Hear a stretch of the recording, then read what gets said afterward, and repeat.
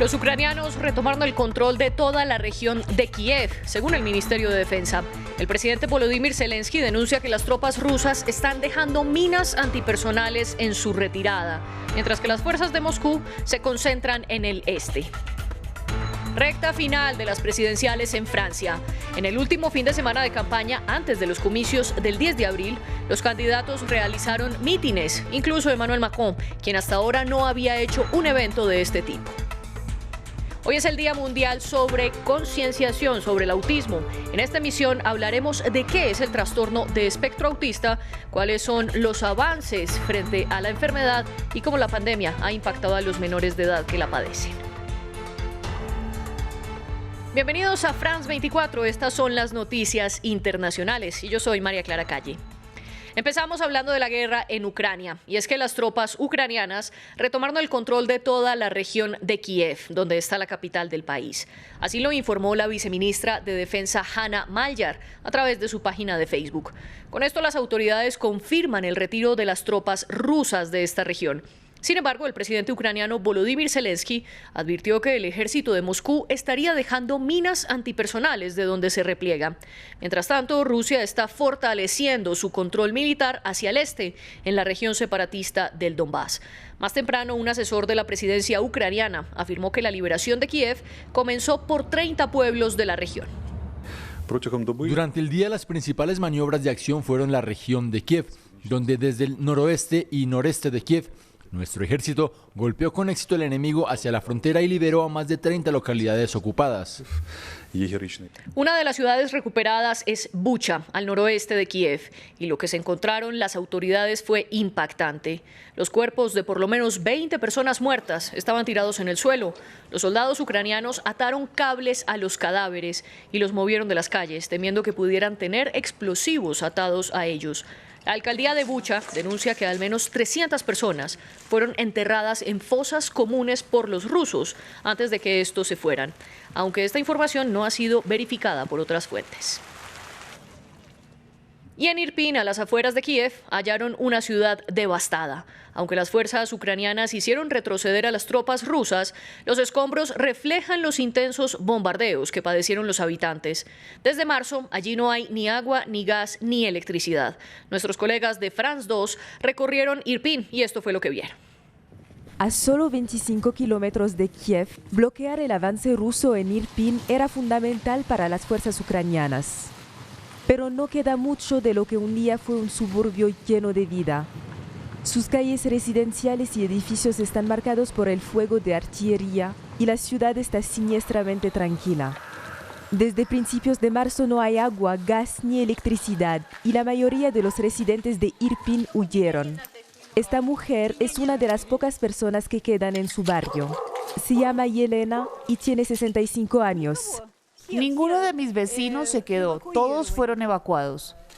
Después de casi 40 días de guerra, rara vez ha salido de su apartamento. Me estaba volviendo loca en mi apartamento y dije, Dios, por favor, sálvame, sálvame. El bombardeo fue aterrador, mira a tu alrededor. De los antiguos 70.000 habitantes de la ciudad quedan unos 3.500. Gran parte de ellos son mayores y vulnerables. ¿Cómo voy a salir de mi casa? Estoy sola. Esperé a que me ayudaran. Antes todo esto era tan bonito, era muy bonito. Y ahora mira, todo es una tragedia. El viernes un equipo de trabajadores de la Cruz Roja pudo acceder al centro de la ciudad para proporcionar alimentos y ayuda esencial. En este parque cercano, algunos de los residentes de Irpin fueron enterrados. Aunque las tropas rusas han sido forzadas a salir de Irpin, la ciudad sigue estando al alcance de la artillería enemiga.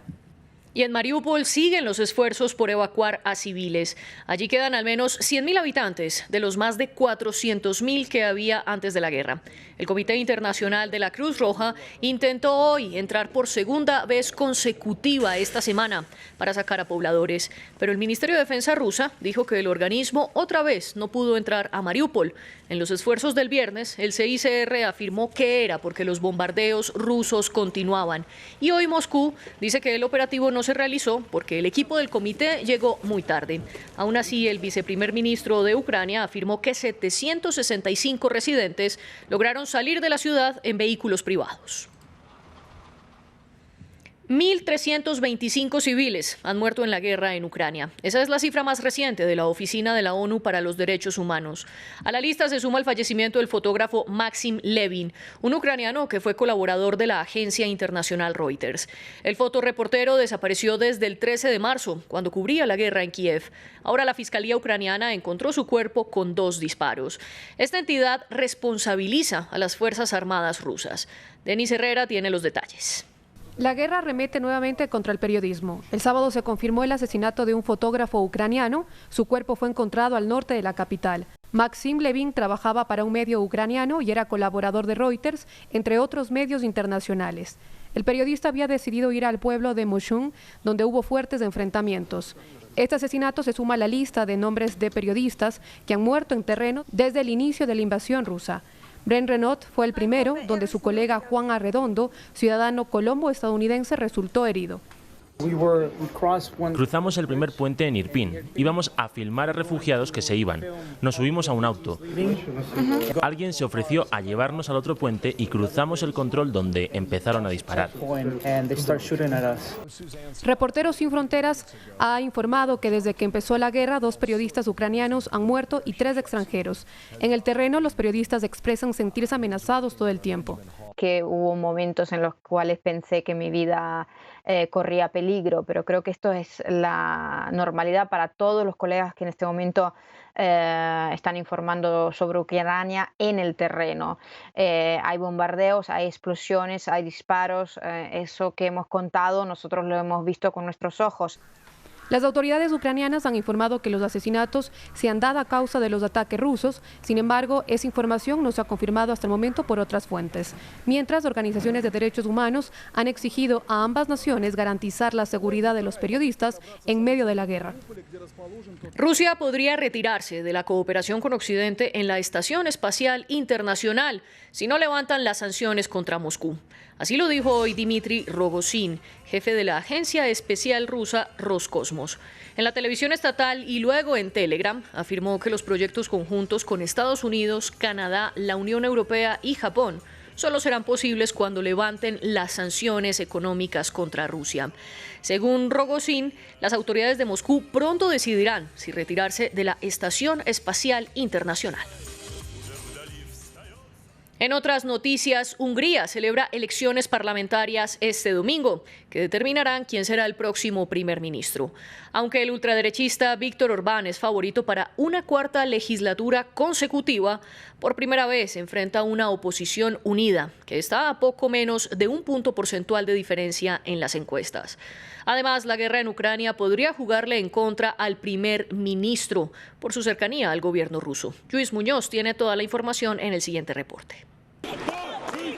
12 años en el gobierno le convierten en el primer ministro de la Unión Europea más longevo. El ultraderechista Viktor Orbán es el favorito, pero de forma muy ajustada según las encuestas para las elecciones del domingo. Sugiero que este no es momento para experimentar. No intentemos cosas nuevas ahora. Confiemos en la experiencia, la previsibilidad y nuestros representantes probados. Los húngaros también votarán un referendo. Decidirán si las escuelas pueden hacer talleres de orientación sexual. Orbán califica esto la locura de género. La oposición hace campaña. Nos gustaría detener esta incitación al odio y creemos que el voto nulo es lo mejor para el referendo. En 2018, Fidesz, el partido de Orbán, obtuvo el 66% de los escaños. Para terminar con su gobierno, la oposición, desde conservadores a izquierdistas, se ha unido. Le representa el candidato Péter Markizai. La elección nunca ha sido tan fácil como ahora. Aunque la papeleta de votación tenga muchos tonos naranjas de Fidesz, hay una buena opción contra ellos: elegir Europa en lugar del Este.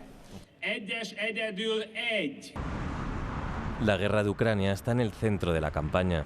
Orbán acusa a la izquierda de querer enviar armas a Kiev. El actual primer ministro no lo ha permitido. Tampoco el paso de cargamentos de otros países por su territorio. Es el mayor aliado de Vladimir Putin en la Unión Europea.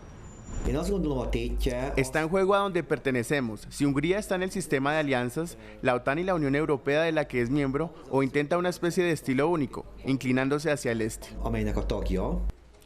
Organizaciones como Freedom House consideran a Hungría un estado híbrido alejado de la democracia. Los problemas de corrupción y los enfrentamientos con Bruselas han sido habituales, mientras que Orbán presume de gestión económica.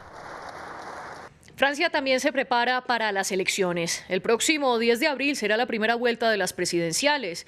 En la recta final, los candidatos hacen sus últimos esfuerzos para convencer a los indecisos, que son cerca del 37% de los electores según las últimas encuestas.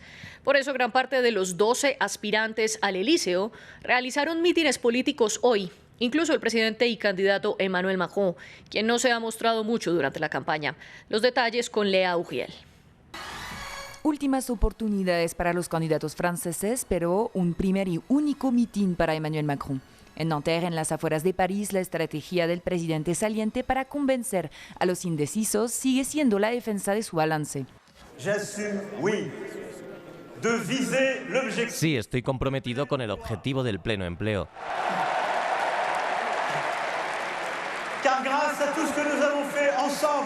Porque gracias a todo lo que hemos hecho juntos durante estos 5 años, por primera vez desde mediados de los años 70, nuestro país puede decir que en los próximos 5 años alcanzará el pleno empleo. Sí, es posible. Del lado de la izquierda también hubo mítines. El candidato del nuevo partido anticapitalista, Philippe Poutou, habló frente a un público de la capital cuando el candidato del Partido Comunista, Fabien Roussel, estaba más al sur, cerca de Lyon. Su objetivo, distinguirse de los demás, prometiendo atacar a la delincuencia de cuello blanco. Nunca han querido abordar el fraude y la evasión fiscal. Pues para nosotros sí, lo digo hoy y a estas alturas de la campaña. Será una prioridad aumentar el presupuesto del Estado, reforzar nuestros servicios públicos, aumentar los salarios y las pensiones. Otra ciudad recibiendo a un candidato, Marsella, donde Éric Zemmour visitó un mercadillo ilegal. Vean, hay que limpiar esto físicamente, limpiar a la gente que está haciendo todos estos tráficos. Enviarlos de vuelta a su lugar de origen, porque en su mayoría son ilegales, de cualquier nacionalidad que sean. Hay que enviarlos de vuelta a casa y no dejarlos aquí por más tiempo. Mañana otros 5 candidatos ofrecerán mítines más tradicionales: Valérie Pécresse en Hidalgo y Nathalie Arthaud en París, Jean-Luc Mélenchon en Toulouse y Jean Lassalle en Pau, clausurando un fin de semana de última oportunidad antes de la votación del 10 de abril. Hoy 2 de abril se conmemora el Día Mundial de Concienciación sobre el Autismo. La ONU, que es el organismo que promueve esta fecha, explica que el trastorno de espectro autista es una afección neurológica que se manifiesta desde la infancia. Previamente hablamos con Ana Milena Jiménez. Ella es administradora del Grupo Autismo Colombia. Nos explicó cómo la falta de presencialidad en las escuelas durante la pandemia afectó a los menores con autismo y también nos contó cuáles son los retos que enfrenta una familia donde uno de los miembros padece este trastorno. Cuando se vive en torno al autismo es importante saber y reconocer que se vive en un mundo de segregaciones y exclusiones. De allí han sido unos retos importantes, sobre todo para reconocer sus estilos de aprendizaje, revisar un poco más también ese trabajo de apoyo a familias que es tan relevante y también posibilitar esas acciones desde las políticas públicas educativas particularmente que garanticen pues un enfoque de derechos para todos los niños y niñas que tienen la condición. Ese es como el reto que tenemos hoy día. Estamos en una transición, evidentemente, donde hay muchos retos en el tema de la pospandemia alrededor de la educación, pero confiamos en que todos estos tránsitos nos traigan unas experiencias importantes, significativas y valiosas alrededor de la atención y cobertura para la población. Tanto para la infancia, la adolescencia, la adultez, los retos son muchísimos. A medida que van creciendo en la adolescencia y pues para la población adulta, se van minimizando esas brechas de participación para ellos. Aquí el trabajo se da desde una labor intersectorial, desde las políticas públicas que garanticen pues toda esa ruta de atención de acuerdo a este enfoque diferencial, reconociendo particularmente esas habilidades que tienen cada una de las personas que se encuentran dentro de la condición del espectro autista. Hasta aquí las noticias, sigan con nosotros.